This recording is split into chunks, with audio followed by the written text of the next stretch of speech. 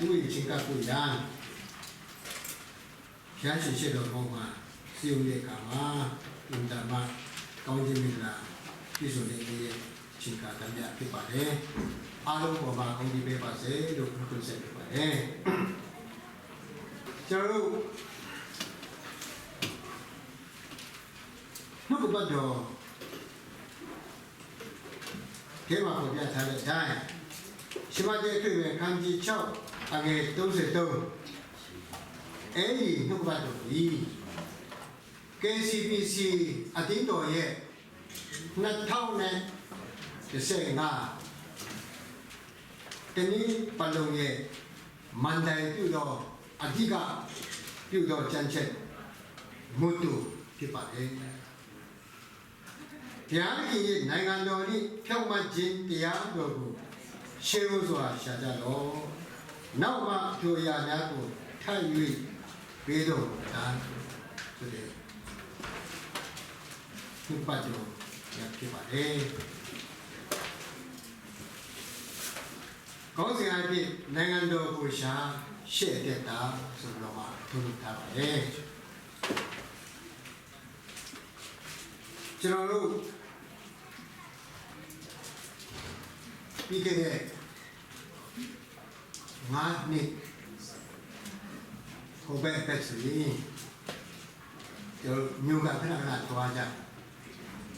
အမှုလို့ဆောင်များလည်းပဲတပတ်မှာအနည်းဆုံး2ခါအများဆုံး5ခါမျိုးကသွားဖို့ရန်မနေ့9နာရီနောက်ကြဆုံးရင်ကထွက်ရ9ရက်ဟိုဘက်အခုတိုးလေးကြီးရဲ့ဒီဘက်မှာကျတော့တွားကြတော့မလူတော့ဖြစ်သွားတယ်တခါလေးတိရွှေဆွေဒီမျိုးကခေမှာရှိတဲ့အချင်းကြမှာတခါတလေလောက်ပဲတစ်နှစ်မှာ2ခါတော့မှတွားကြမှာတော့ဘာဖြစ်လို့ဟိုဘက်တုန်းကအချိန်နဲ့ဒါတော့များများဆဆတွားရတယ်လေကျွန်တော်ကနာမည်ဘယ်လိုခေါ်လဲဒီနော် refugee အဲ့ဒါတိုင်းတစ်ပါးရဲ့နိုင်ငံတိုင်းတုံးကြတယ်တုံးနှုတ်မျိုးရှိကြမြန်မာနိုင်ငံမြန်မာစကားနဲ့ပေါ်ပြမယ်ဆိုလို့ရှိရင်တော့နိုင်ငံတော်မှာရှိကြပေမဲ့မိမိရဲ့နိုင်ငံတော်ဘုဒ္ဓချိန်ကြတော့တွေ့ရကြုံရတဲ့မျိုးကြောင့်ပဲလို့ပဲနားလည်ရမှာဖြစ်ပါလေဒီမင်္ဂန်ကြီးတရားတခုကပါလေဆိုလို့ရှိရင်ဘုရားရှင်လူသားများဟာနေသွားတဲ့အချိန်မှာအဲ့ဒီလူမျိုးဆိုတာပျောက်သွားတယ်များလာတဲ့အချိန်ခါမှာနိုင်ငံတော်ကိုကိုထွန်းလာနောက်နိုင်ငံမေ့သူများကိုမျက်နာငယ်ခရတော့လူမျိုးများဆိုတော့တမှုကြခုံရတယ်ခရစ်တော်ရဲ့ဗန္မအုပ်ဆုံးတော်ဧဝံဂေလိတရားဟောကြားခြင်းဒီနိုင်ငံတော်ရဲ့တက်ဆက်ခြင်းဖြစ်ပါတယ်ရှမဟုခန်းကြီး1အငယ်30ကကောင်းကင်ရဲ့နိုင်ငံတော်ကြီးတည်လို့နေပြီဘယ်လိုဆိုတော့ကြောင်းချက်ပဲဒါကြောင့်နိုင်ငံတော်ဆိုတာအင်မတန်မှအရေးကြီးပါလားဆိုတာသိရှိရပါတယ်ဆက်လက်တော့ကျွန်တော်တို့လေ့လာကြပါစို့လို့ဖိတ်ခေါ်လိုပါတယ်အခန်းကြီး1အနေနဲ့နိုင်ငံတော်ဆိုပြီးတော့မှစဉ်းစားကြပါစို့အဲ့ဒီနိုင်ငံတော်ဆိုတဲ့နေရာမှာအငယ်1ကပါလေဆိုလို့ရှိရင်နေနမိတ်ချင်းတတ်မှတ်ထားတဲ့နိုင်ငံတော် with a country with a boundary ဖြစ်ပါတယ်ကျွန်တော်စင်ကာပူဘက်မှာဒီစားဒီမှာ TV မှာဒီခါတိရတယ်ဟိုဘက်ကကျုပ်ဒီကတင်မိုးလေးလာတယ်ဒီကလူကြီးတင်မိုးလေးတွားတယ်ဒီခါလေးဆူကြတယ်ဒီခါလေးဆုံကြတယ် ခါလေးမဆုံးကြဘူးအဲမျိုးပေါ့နော်ဒါတတ်မှတ်ထားတဲ့နေရာအကြောင်းနားလည်ရတယ်နောက်အငယ်နှစ်မှာကျတော့နိုင်ငံအချင်းချင်းပေါင်းဖော်ဆက်နွယ်ထားတဲ့နိုင်ငံ boundaryless country မေတ္တာနိုင်ငံတော်လို့ကျွန်တော်ခေါ်ဆိုနေပါတယ်ဥပမာ Asian နိုင်ငံမြန်မာပြည်ယူဒီယာဂျပန်စင်ကာပူမလေးရှားအားလုံး Asian နိုင်ငံEurope နိုင်ငံအခုပြောင်းလဲလာတာနော်ကျွန်တော်ရှေ့မျက်စိမှာလည်းဗီဇာလိုတယ်မလိုဘူးဆိုတာနဲ့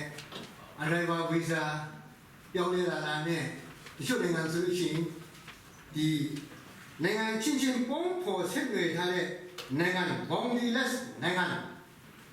မေတ္တာနဲ့ရည်သက်ထားတဲ့နိုင်ငံဆိုလို့ရှိရင်ခါလီဗီဇာတော့မလိုရောက်ရောက်တရင်ပို့ပြီးတော့ဒါမေတ္တာလို့ကြောင်းနားပါတယ်နောက်မြန်မာပြည်ပါဝင်နိုင်ငံခြားတိုင်းပြည်များပါဝင်နေချာမရှိမတာ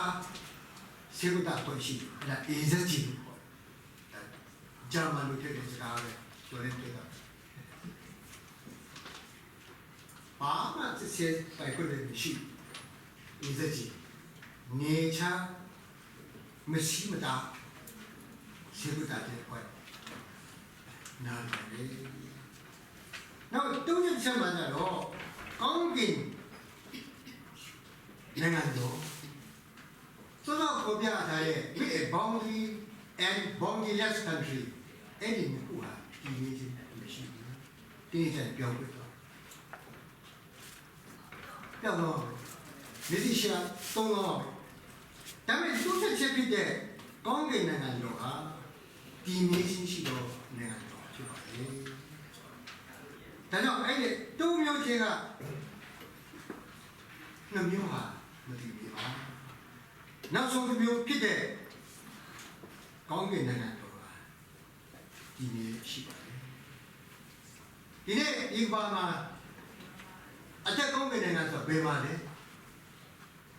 ထောင်တုံးကပြန်တဲ့ကြည့်တခါလေဘာမှမသိရတခါလေ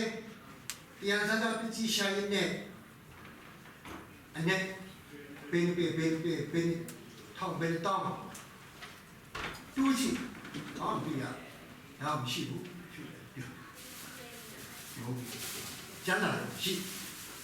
ရှင်းအခန်းကြီး78အငယ်36ငါ၏နိုင်ငံတော်ဤကောင်းကင်မှာဤနိုင်ငံတော်ဤမြေကြီးမှာဟုတ်ပါဖယားခင်တတ်စီမံထားတော်မူတဲ့နိုင်ငံတော်ဖြစ်ပါလေအကယ်၍ငါ၏နိုင်ငံတော်ဤမြေကြီးမှာတည်ရှိတယ်ပဲဆိုလို့ရှိရင်ငါရဲ့ဘေးတော်များတိုက်ခိုက်ရံပြုတ်တော်တဲ့မောတဲ့တခါနဲ့ဓာတ်လို့ထုတ်ပြီးတော့မှခိုက်ရတော်တာဖြစ်ပြီးတော့မှတည်ချေပစ္စည်းတိုက်ခိုက်ခံပြီးတော့မှငါ့ကိုပါပြေးကြမှာပဲဟုတ်ပြတာဒါကြောင့်ရှင်ငါရဲ့သူကျော်အဲ့ဒီကိုပြောင်းလာတဲ့အချိန်ကမှဒီအခုသွားတော့လေဆာမနေတဲ့ဒီမှာတင်းတော်ရဲ့မှာအဆောက်နဲ့ဒီသင်္စားနေတာဒီကခောက်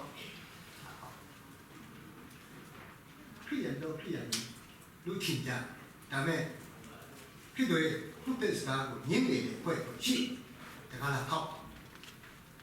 နာဘလို့မဖော်ပြဟိတသာဖတ်လို့ကဖိုင်ရအောင်ဘာလို့ဖိုင်ရ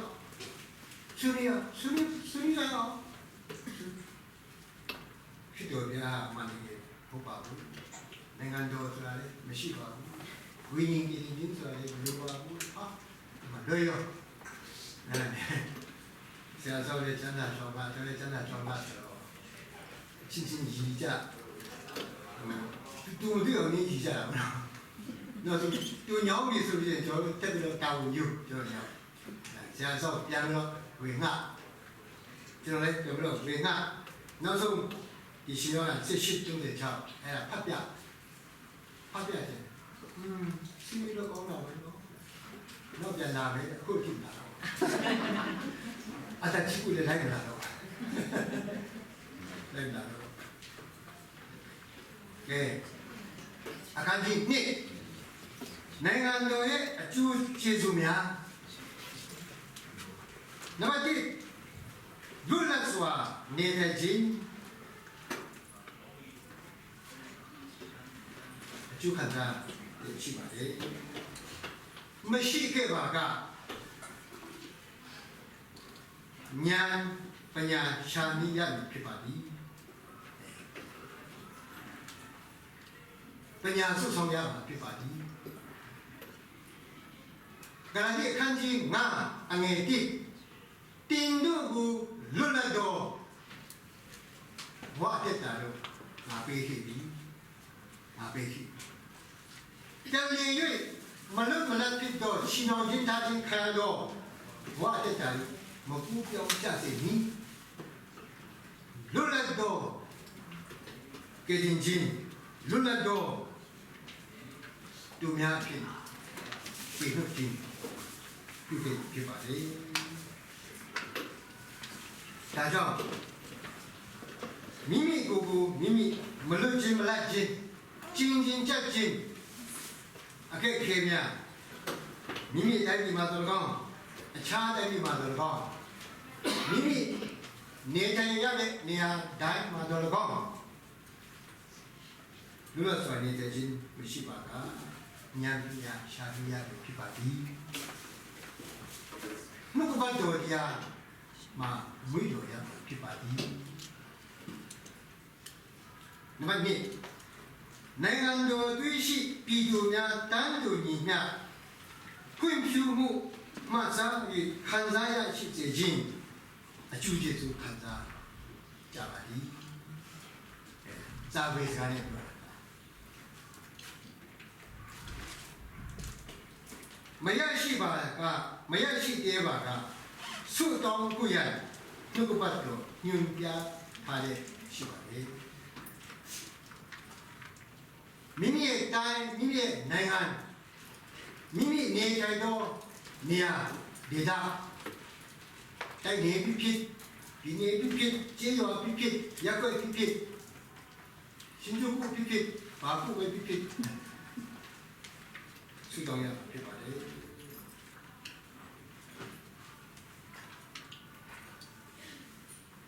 ဓမ္မရာဇဝင်6ကြောင့်ဓမ္မရာဇဝင်အခန်းကြီး9အငယ်7ဆုတောင်းပါမိမိရဲ့အပြစ်ကိုဝန်ချပါမတိကျေးကျွန်နေကြတော့ဘဝကိုတတိယပါပြီးတော့မှမိမိရဲ့ပြစ်ဝန်ချတောင်းပါကြတော့မှဖျားခင်စီတူးရင်ချစ်တတ်ပါမိမိရဲ့တိုင်းပြည်မိမိရဲ့နိုင်ငံမိမိရဲ့နေရာမိမိရဲ့ဒေသ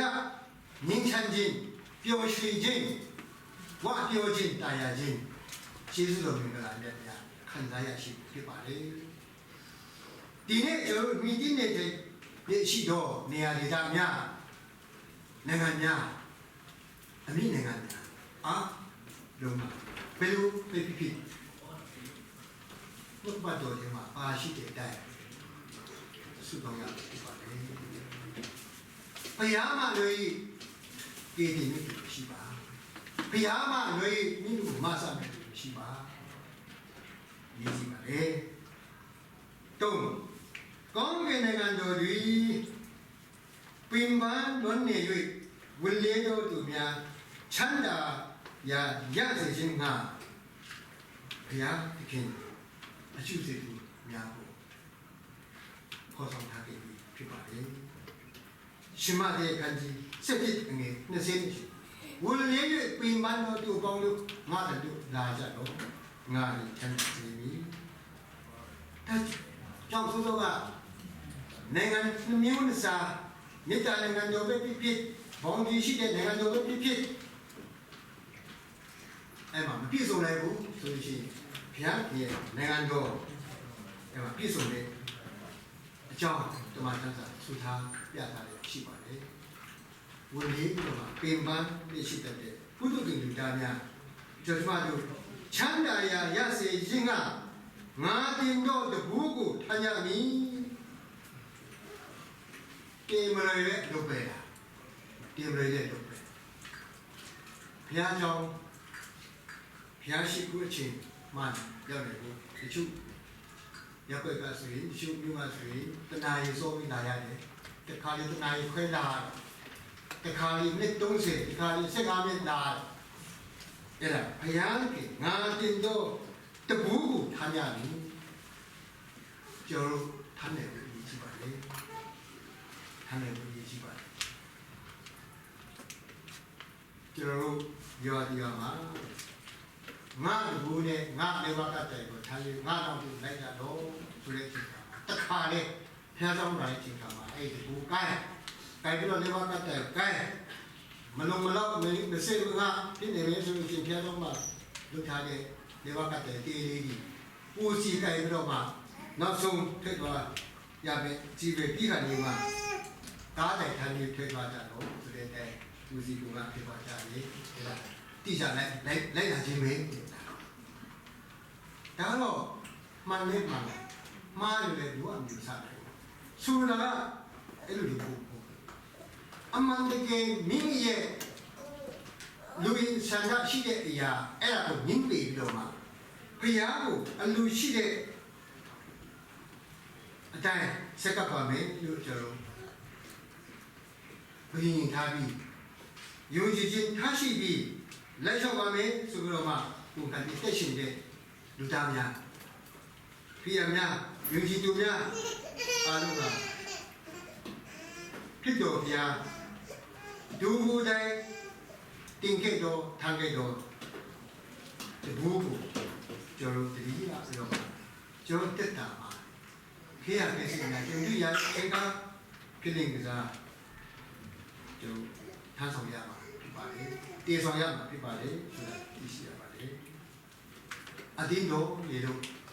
tất cả mà chỉ là để chỉnh mà fellowship này này tiêu song ya mà lúc ngắn đầu nha à tin đó này sau khi ya là chỉnh là tiêu song ya mà lúc ngắn đầu nha này quan sát mà được đấy đi ra để xí mà đấy但是我觉得，明年我这个，今天我家里这个电商要买到我们的不面，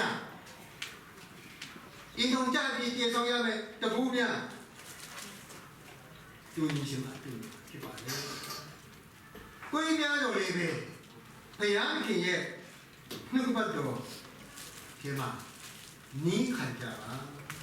别谈的带，分班到年轻，我年轻。心灵个啥？王大清我苗金看啥也心灵不一样。第二个看，你看啥吧？不然但，起码得看起设计那个那些内部，第二个你不看不了，去把的。这个天你看不是咯？把两的看的生产机的去看嘛，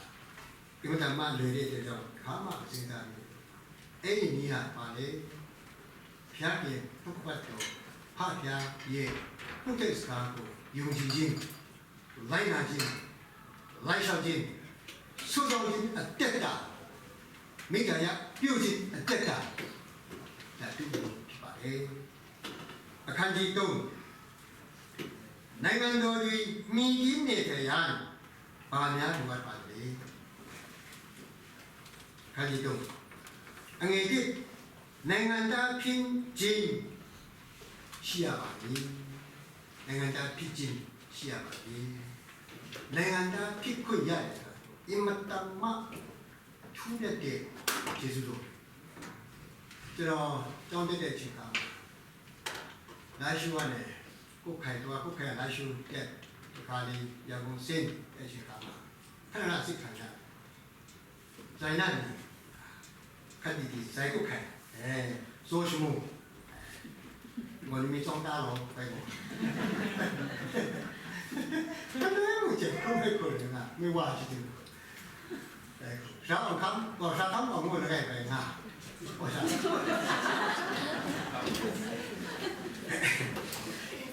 Ấy thì sao khám ông à? Mà để cho mình cũng đồng đều. Nó nếu mà lấy chặt thả, cái này giờ rồi nhá. Cái này sẽ cho chỉ để cho ta mà. 나 휴지. ADP မှာသူတစ်တက်သွားတယ်ဘာလို့လဲဘယ်ချက်ချင်းမထုတ်တယ်ဘူးဒီမှာတစ်ထားပြီးလို့ချင်တယ်မပါဘူးခဲမှာချက်နဲ့ဟောတော့ဒီစင်ပြောက်ဒီမှာခါနေဒီปุ่นနေပါလေဆိုတာပြဟဲ့ဘောခေါ်တော့မလားမင်းကငါ့ကိုရှိတယ်ငါကနင်းကိုရှိရငါလည်းငါဘယ်လိုရောက်လာတော့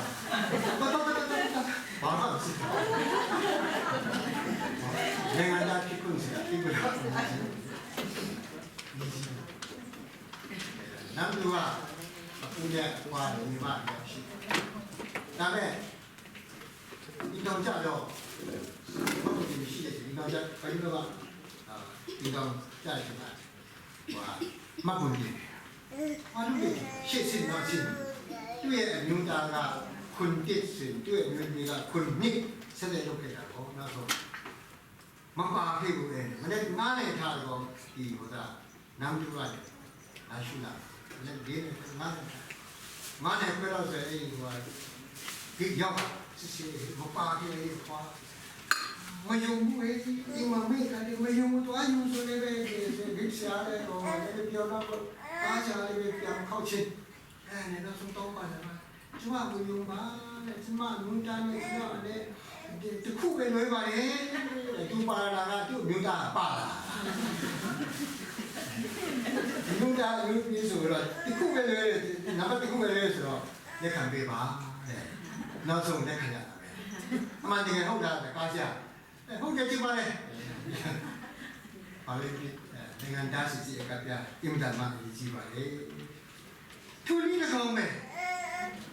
ကောင်းကင်နိုင်ငံဝင်မယ်ဆိုလို့ရှိရင်ကျွန်တော်တို့လက်မှတ်ပြတယ်။ခိုင်တို့လေကန်စီးကြရတော့ကုသောတဲ့နိုင်ငံလက်မှတ်ပြ။နာရီတာဟာရီတာဘာဖြစ်လို့မိမိရောက်တဲ့ရေစစ်တိုင်းမှာပြ။အဲ့ဒီမှာလုပ်ထားလို့ရှိရင်ခောက်ရုံနဲ့ရှိ။အဲ့နားရီတော့ကျွန်တော်အရင်ကလည်းမတူတော့ဘူးဘေးရပေးသွားတာ passport ပါရ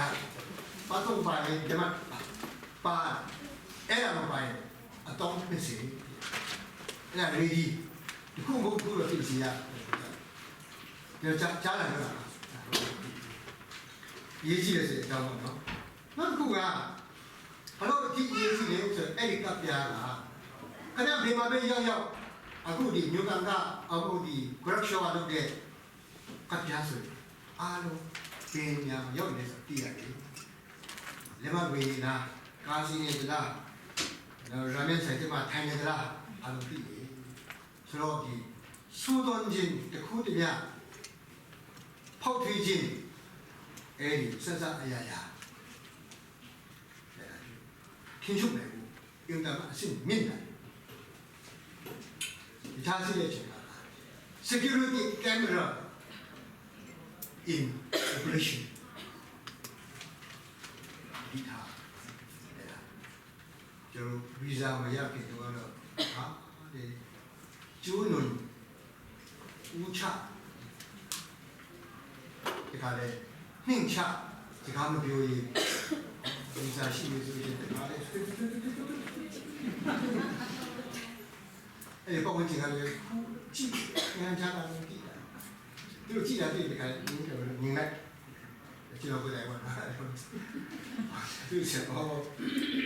ကဲဒါတော့ဒီချက်မှာတော့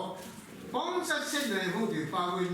လုဆောင်အကျိုးခံစားနိုင်ခွင့်ရှိနိုင်ကိုရအဖွဲ့ဝင်ဖြစ်ရပြီအခုကျွန်တော်တချို့အလုပ်ထားတော့ANA Star Alliance အဲ့ဒါမျိုးရှင်ယူရီးယားပဲတော့တွားတယ်တူပီပဲတော့တွားတယ်အော်စတြေးလျပဲတော့တွားတယ်မြန်မာပြည်ပါညာတွေ့ရဟိုတာဒီ manage system ဆိုအဲ့ဒီအဖွဲ့ပဲလုပ်ထားရဆိုလို့ရှိရင်သူရဲ့ခံစားချက်ရှိပါတယ်ကြားဖို့လည်းပြောတာအခု Asian နိုင်ငံဆိုလို့ရှိရင်ဒီ arrival visa အဲ့ဒါပဲတော့ဥပမာဖိလစ်ပင်းသွားမယ်ဆို visa တော့မလို့တော့မြန်မာပြည် အဲ့ဒါသူမချာဘူးဒါကြောင့်မိတ္တာနိုင်ငံအဲ့ဒါဟိုဘောင်းကြီးနိုင်ငံတက်ဆိုင်နေရောအဆင့်ကတက်လာတာဘောနော်တက်လာဒါကြောင့်ကျွန်တော်တို့ဒီအတိတ်တော်ရလို့မျက်စိနဲ့တွေ့ရတဲ့အတိတ်တော်လို့ရှိတဲ့ချိန်ကအဲ့ဒီမေတ္တာနိုင်ငံတော်အဲ့ဒါပုံစံတူပါတယ်အဲ့ပုံစံတူဆိုတော့နေကိုတော့ဟိုတက်လာတာဘောနော်ဒါမဲ့ဒီနေလားဆိုတာမတည်မြဲဘူးဒီမှာအစပြုပြီးတော့မှ consummation ဆိုတဲ့နေ့နောက်ဆုံးတော့နေ့ရက်ကာလ second coming ကြရင် consummation ဆိုတာပြည့်စုံမှာဖြစ်ပါတယ်အခုဒီဒုတိယတန်းစားမှာဖြစ်တဲ့မိဖက်ပေါင်းဆက်တဲ့မှုမှာရှိတဲ့ဒီ Bangladesh country Bangladesh society Bangladesh churches အဲ့ဒီမှာဒါ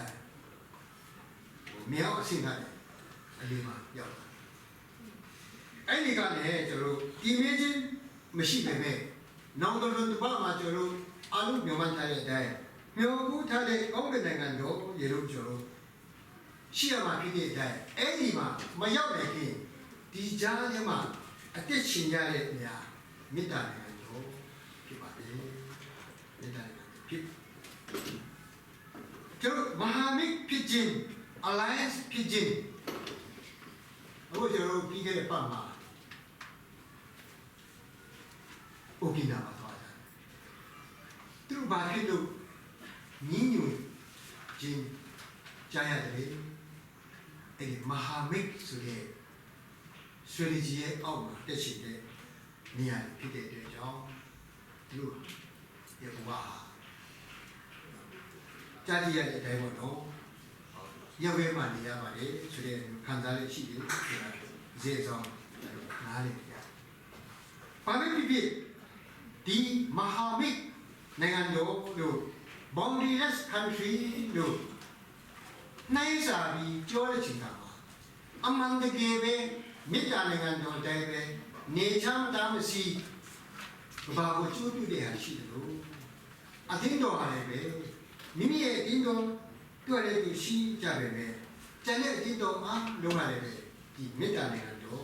အဲ့လိုမှတ်တယ်ရှိဖြစ်ပါလေကျွန်တော်တို့ KCPC ရဲ့ဒီ constitution ထဲမှာကျွန်တော်ပြဆိုတဲ့ဆွေးနွေးပြီးတည်ထားတဲ့အတိုင်းဒီမှာ membership full membership ကျန်တဲ့အတင်းတော်မှာ fellowship member ပါတယ်လေအဲ့ဒါကျန်တဲ့ဒီတော့မှာ full membership ပါစေဒီမှာ fellowship member ပါတယ်လေအဲ့ဒါမေတ္တာနိုင်ငံတော်ဒါတော့ဒီတော့ဥမာနိုင်ပြီးတော့ဒါကြောင့်အဲ့ဒီကောင်းကင်နိုင်ငံတော်မှာတုံးချက်တစ်ချက်ကြတော့ကောင်းကင်နိုင်ငံတော်ဝိညာဉ်ဘုရားကျော်ဖို့ရတဲ့ပဲယုံကြည်ခြင်းနဲ့မှလိုပါလေဆိုတာကျွန်တော်သိရှိပြီးတာဖြစ်ပါလေအဲ့ဒီယုံကြည်ခြင်းဟာဘယ်ချိန်ကစရမလဲဆိုတော့ကျွန်တော်မြန်မာပြည်ကလာတဲ့အတိုင်းမြန်မာစကားနဲ့ပေါ်ပြမယ်ဆိုလို့ရှိရင်အရွယ်၃မျိုးရှိပါလေ၃ပါးရှိပါလေကလေးတွေငယ်အရွယ်လူငယ်အရွယ်အဲ့ဒီပတ်မပိုင်းမှာပညာရှာပါလူငယ်အရွယ်နဲ့ဒီလူကြီးလားအတက်အရွယ်ကောင်းလို့စီးပွားရေးရှာပါနောက်ဆုံးတော့အရွယ်မှာဘုရားတရားရှာပါဒါတော့ကျွန်တော်တို့လောကုတ္တရာသုဘရမကြည့်တဲ့ချိန်ကလောကီရေးရမှာအဲ့ဒီပိုက်၃ပိုက်ခွဲထားပြီးတော့မှတက်ရှိတယ်ရှိကြတယ်ဆိုတာကျွန်တော်တို့နားလေလုံးကြည့်ကြရှိပါလေဒါမဲ့ခုကျွန်တော်ညောင်မနဲ့ရှိတော့ကောင်းကင်နိုင်ငံတော်ဟာအရွယ်၃ပါးနဲ့ခွဲခြားတယ်မထားပါဘူးလူငယ်အရွယ်ကလေးအရွယ်ကစပြီးတော့မှကျွန်တော်ယူကြည်ခြင်းအရာရှာမှုစုဆောင်တူထားမှုဖြစ်ပါတယ်အဲ့ဒီအချင်းအရာများပြည့်စုံနိုင်ဖို့ဆိုလို့ရှိရင်မိခင်ဖခင်များအတင်းတော်များဒီမှာမှတောင်းကြီးကြောင်းလှုပ်ဆောင်နေရှိတယ်ဖြစ်ပါတယ်ဆက်ပြီးတော့ကျွန်တော်ကြည့်မယ်ဆိုလို့ရှိရင်ပထမဦးစွာရှာဖွေခြင်းဆိုတဲ့အဲ့ဒီနှုတ်ပတ်တော်တရားကို မိမိတက်ဆုံးတိုင်ပိုက်ထွေးပြီးတော့မှအသက်ရှင်နေတာဖြစ်ပါလေရှေးဦးစွာရှာတော့ဖြောင့်မတ်ခြင်းနဲ့နိုင်ငံတော်ရှေးဦးစွာရှာတော့ဒါအရွယ်အားဖြင့်ကျွန်တော်ငယ်ရွယ်စဉ်ကလေးကရှာကြောင်းဒီမှာကြမှာဖြစ်ကြောင်းဒါဘောပေါထားပြတာနှလုံးပြတာဖြစ်ပါလေဒုတိယအဆင့်တက်ပြီးတော့မှနားလေဖို့ဘာလို့လာလဲဆိုလို့ရှိရင်ဘာပဲလို့ဘုရားကိုအဓိကဝင်လာဥမာဈေးရုံးမယ်ဆိုလို့ရှိရင်ဒီနေ့ဘုရားခင်အတွက်ဘာမှမဆုံးကျွန်တော်ပြေလို့တိကကလည်းဒီပိုင်ဖြစ်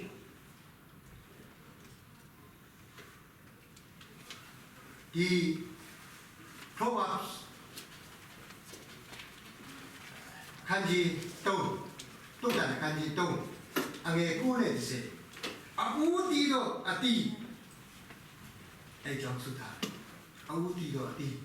ဥမာစပိချန်ဆိုင်ရဲ့ချင်းကမှဘန်မောစုတီတော့အတီစပါးဆိုင်ရဲ့ဘန်မောစုပေါ်တော့စပါအဲ့ဒါဖျားပူဆောင်ရမယ်ဖျားခင်စီကပူဆောင်ရမယ်သူရဲ့စပိတီးကြည့်တဲ့ဆုံးဇပကြီးတခါလေပြရှာပြီးတော့မှဝတ်တဲ့တာစားမကုန်တောင်းကုန်ကချင်တို့မစားတာနန်းထားဆိုတဲ့ပြည့်စုံပြရှာရှိပါဖြစ်ပါလေတန်ဆောင်ဦးဆုံးတော့တရားအဲ့ဒါကိုဘုရားကိုအဲဒီဝိတိထားပြီးတော့မှကျွန်တော်တက်ရှင်ဖြစ်ပါလေဆိုတာသိရှိရပါတယ်ဆက်ပြီးတော့မှကျွန်တော်ကြည့်တဲ့ချိန်ကရှေးဦးစွာရှာဖွေခြင်းအဲ့ဒါသုံးချက်တစ်ချက်ရဲ့ကာကြီးဖြစ်ပါတယ်နောက်ခငယ်ကြတော့ခခွေးခငယ်ကိုခခွေးအလူတော်ကိုရှာရမည်အလူတော်ကိုရှာရအဲ့ဒီအလူတော်ဟာဘာလဲဆိုလို့ရှိရင်ရှမတေခန်းကြီးနှစ်အငယ်30နှစ်ကြည့်စောစောကောင်းကင်နိုင်ငံဟာမပြတ်မစီပဲနဲ့နိုင်ငံတော်တုံးပါတဲ့မှာကောင်းကင်နိုင်ငံအကြီးအဆုံးတည်ရှိပြီးဖြစ်ပါတယ်အဲ့ဒီအကြီးအဆုံးနိုင်ငံတော်ရဲ့အကျိုးကျေးဇူးများဘဝအတက်တာထောင်ရအတက်ရရှိနေမှုယူဆိုလို့ရှိရင်ရပြီအလူတော်ပြည့်စုံစေဘူးအလူတော်လိုက်နိုင်ပြီဖြစ်ပါလေသူရဲ့အလူတော်မလိုက်နိုင်တဲ့သူများအားလုံးကအဲဒီကောင်းကင်နိုင်ငံတော်ဘုံရတယ်ပါဆိုတော့ဒီမှာဒီခန်းကြီးပြည့်နေ20နှစ်ပြည့်ပေါ်ရတာရှိပါတယ်ဆိုတော့မြန်မာစာရှိရဲ့အဲမှာတမျိုးတစ်မျိုးကြည့်ပဲဆိုလို့ရှိရင်သူရဲ့အလူတော်ဆိုတာပါလေနောက်တိချုပ်ပြရတယ်ချုပ်ပြရအေဖက်ဟောလာတာခန်းကြီးငါအငယ်ငါချုပ်တီမှုမရှိဘူးဆိုလို့ရှိရင်ထောင်ရကောင်းကနေမှာမွန်ရဘူးကျန်တာအဆူတာချုပ်တီမှုလေ့ကြည့်ပါလေဘယ်လိုချုပ်တီမလဲဆိုတော့ဒီမှာကျန်တာဒီမှာရှင်းဒီပေါ်ပြထားတယ်ဒါပေမဲ့အချိန်ရှိတဲ့အတွက်ချုပ်တီမှုဆိုရင်တော့လောက်ပါဘူးနောက်သူရဲ့အလူတော်ရှားတဲ့အချိန်ခါမှာသူအလူတော်ရှိတဲ့အဲ့ဒါချုပ်တီတဲ့တက်တာတက်ရှိတဲ့တက်တာအပြင်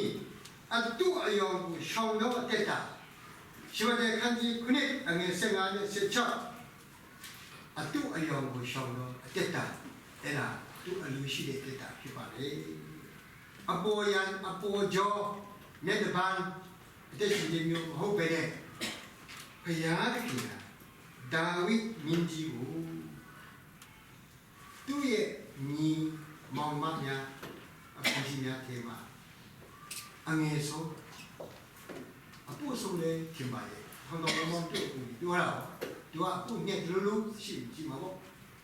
ဘုရားတခင်ကနှလုံးသားကိုကြည့်လေဆိုတဲ့အတိုင်းဘုရားကအလူရှိတော့အတက်တာချုပ်ပြီးတော့တက်တာအတုအယောင်ကိုရှောင်းတော့အစစ်အမှန်ကိုကြိုက်တော့တက်တာ ဖြစ်ပါလေနောက်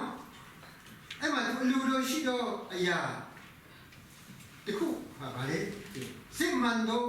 တရားကြည်ညိုမှုလိုက်လျှောက်လွတ်ဆောင်ခြင်းဖြစ်ပါလေအဲ့ဒါ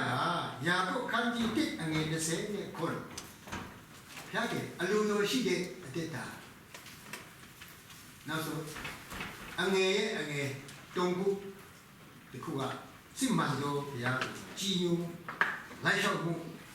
လွတ်ဆောင်မှုဖြစ်ပါလေပါလေဆိုလို့ရှိရင်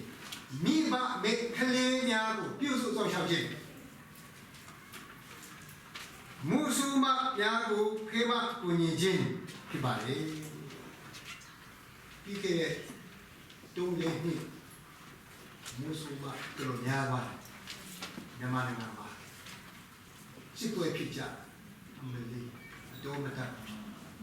မိဘမေကလေးများတို့နေကိုများရှမ်းပြည်မှာရှိတဲ့ IDP စစ်ရှောင်းစစ်ဘေးဒုက္ခစုပေါင်းပြီးတော့ကော်မတီကကျွန်တော်ဟိုးနေဆက်ကတခါလေရှေ့တန်းကြီးကိုစုပေါင်းပြီးတော့ကျွန်တော်ကြောင်းထားပေးတယ်မိမိအတင်းတော့တပတ်မှတစ်ခါကောက်မြန်မာပြည်မှာရှိတဲ့အတင်းတော့အားလုံးဘာမှတစ်ခါကောက်ဤအငယ်ဆုံးသောတကယ်ကိုပြုစုခြင်းဒီငါ့ကိုပြုစုခြင်းဖြစ်ပြီတပတ်မှာဟိုကစားလေးလာတယ်ဒီကစားလေးလာတယ်ဟိုကထူးပြုတဲ့ Sunday worship service ကရှိတယ်အတင်းတော့ကောင်းစီထဲမှာဆောင်ရပြုရတခါလေးလွယ်တူလူတခါလေးအမှန်ခက်ဘာပဲဖြစ်ငါနေဒီမှာအငယ်ဆုံးသောသူများကိုပြုစုခြင်းဒီစစ်မှန်သောဘုရားကြည်ညိုမှုကြည်ညိုခြင်းကြည်ညိုမှုဖြစ်တယ်ယာကုပ်ခန်းကြီး1ငယ်စိတ်ကိုပေါ်ပြထားတဲ့တိုင်းအဲ့ဒီတမန်ကျမ်းစာကိုထောက်ပြတဲ့အချိန်ကြတော့ဘာပဲဖြစ်အတင်းတော်ရဲ့လုပ်ငန်းအကြီးအငယ်အများကြီးရှိတာမှန်ပါတယ်ဒါနဲ့စစ်ဖြစ်နေတဲ့ရွေးမတိဖြစ်နေတဲ့ရွေးဒီ IDP ကံများကိုကျွန်တော်တခါလေပြုစုကြပါစို့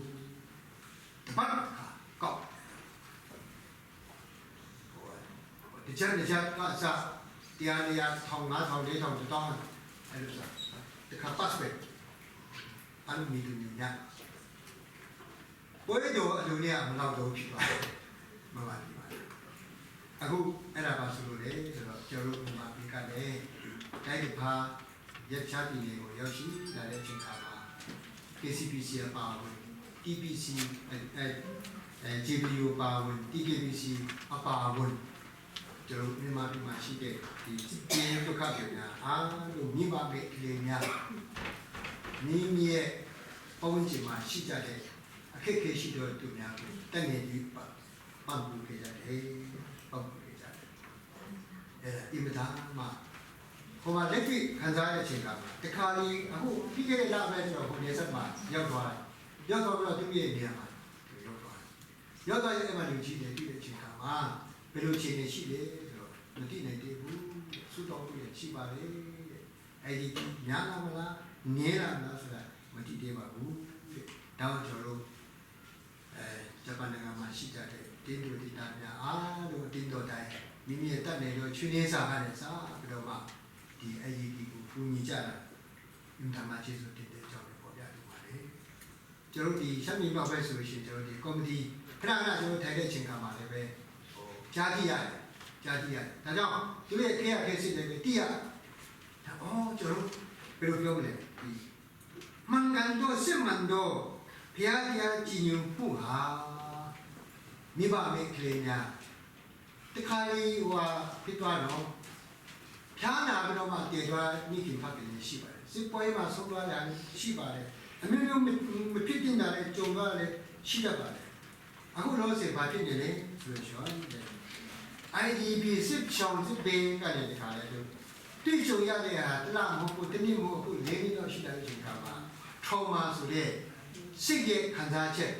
အမှန်တန်ကြီးအခုအဲ့ဒါအကြီးဆုံးဖြစ် trauma မမန်ကန်တဲ့တည်င်းကြီးထွက်လို့မမန်ကန်ဘာမှတည်င်းမထွက်ပေမဲ့အဲ့ဒီမှာစိတ်ထဲမှာအမှန်တမ်းပူဆွေးတော့ကရောက်တော့မှ IDP ကမ်တင်မှာတို့တရှိနေကြတယ် trauma အဲ့ဒီ trauma ဟာအဲ့ဒီတရားတန်ချက်တာဘယ်တော့ပြောင်းလဲလို့မပြောရတော့ဘူးတခုတော့ရှိတယ်အဲ့ဒီဆုလာတဲ့အချိန်ခါမှာဘုရားသခင်ရဲ့နှုတ်ပတ်တော်ကိုမိမိရဲ့အတင်းတော်မိမိရဲ့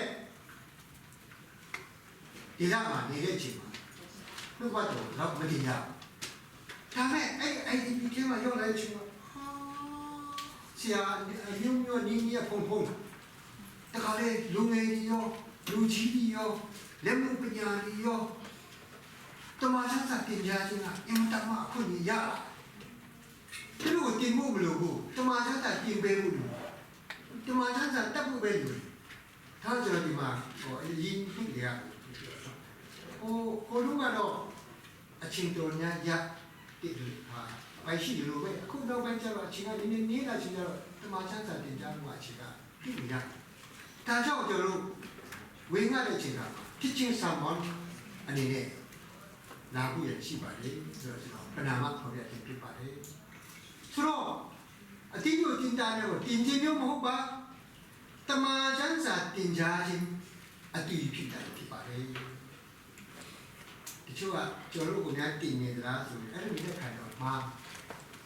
တမန်ကျမ်းစာတင်ခြင်းတဘောပဲဆောင်ပါတယ်ဒါကြောင့်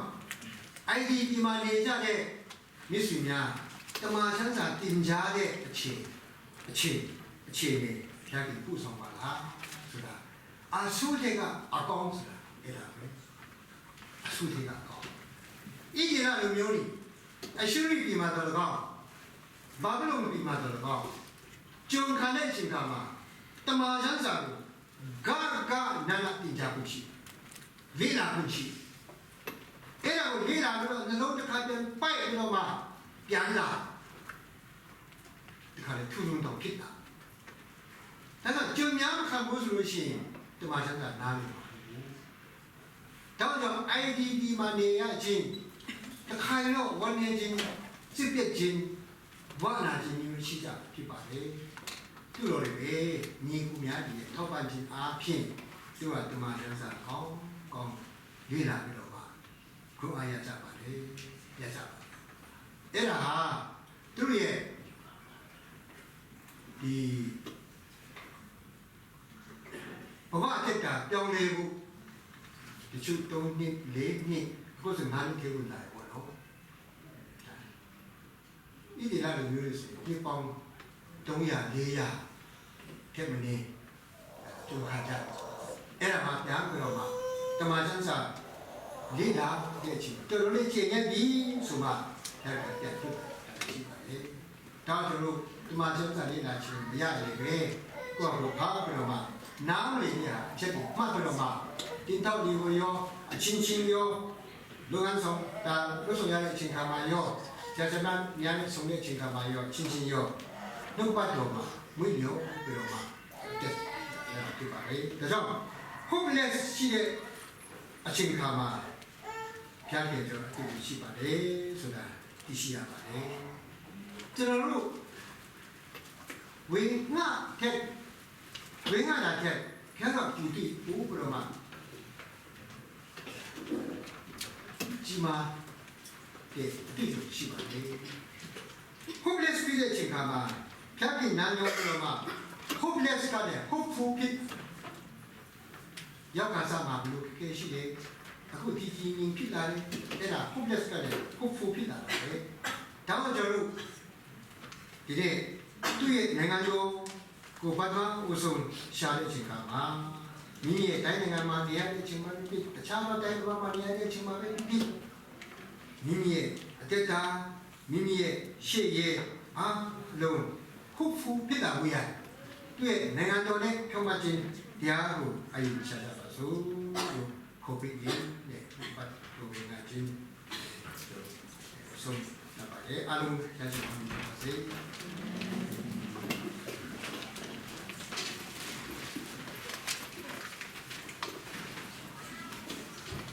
ဒီနာရောဘုံဝင်ကဟောကြားပြီးမှလည်းအားလုံးဆက်ဆုံးမှာတက်ရှိတိုင်းအောင်ဆုံးပါစေဒီချိန်မှာဒီတော့လောက်ခံတဲ့အချိန်ဖြစ်ပါတယ်အဲဒီတော့ကောက်တဲ့ချိန်မှာငွေလေးမောင်မရန်